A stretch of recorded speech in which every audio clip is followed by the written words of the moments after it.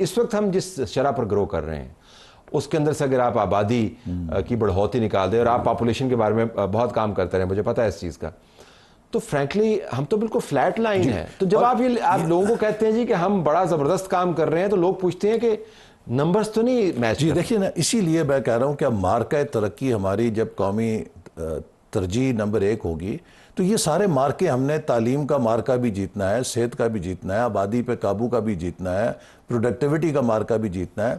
ہم بدقسمتی سے ایک ایسا ملک بن گئے ہیں کہ جو یکا یک آبادی گھٹاتا گھٹاتا بڑھانا شروع ہو گیا ہے، اور اگر ہم نے اس رجحان کو نہ روکا تو ہمارے آبادی جو ہے 2047 تک تقریباً 40 کروڑ تک پہنچ جائے گی. ابھی یہ جو 24 کروڑ ہیں سنبھالنا مشکل ہے، تو وہ اضافی ہم کیسے بوجھ اٹھا پائیں گے؟ لیکن یہ کیوں ہے؟ اس کی بنیادی وجہ جو کہ ہم نے وزیر اعظم صاحب اور وزیر خزانہ کو اپنی وزارت کی طرف سے تجویز دی ہے. ہمارا NFC ایوارڈ جو صوبوں کے درمیان وسائل تقسیم کرتا ہے، اس میں 82% حصہ ان کی آبادی کا ہے.